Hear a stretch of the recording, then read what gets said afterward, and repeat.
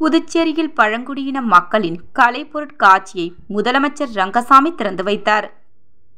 மத்திய அரசின் பழங்குடியினர் விவகாரங்கள் அமைச்சகம் மற்றும் மலைவாழ் மக்கள் கூட்டுறவு கொள்முதல் மற்றும் விற்பனை மேம்பாட்டு இணையம் ஆகியவை சார்பில் பாரம்பரிய பழங்குடியினரின் தொழில்முனைவு, கைவினை கலாச்சாரம், உணவு மற்றும் வணிக முன்னெடுப்பு ஊக்குவிக்கும் வகையில் புதுச்சேரியில் ஆடி ஆர்னிமா கண்காட்சி கடற்கரை சாலையில் உள்ள காந்தி திடலில் இன்று தொடங்கியது.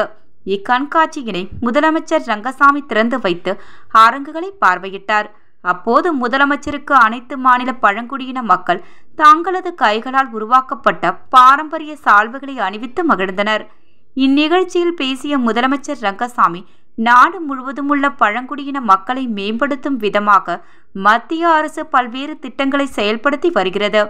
அதில் ஒரு திட்டமாக பழங்குடியின பாரம்பரிய கண்காட்சி நடத்தப்படுகிறது. இதற்கு உள்ளூர் மக்களும் சுற்றுலா பயணிகளும் ஆதரவு அளிக்க வேண்டுமென கேட்டுக்கொண்டார். பொதுப்பணித்துறை அமைச்சர் லட்சுமி நாராயணன் மற்றும் மலைவாழ் மக்கள் கூட்டுறவு கொள்முதல் மற்றும் விற்பனை மேம்பாட்டு இணைய நிர்வாகிகள் இவ்விழாவில் கலந்து கொண்டனர்.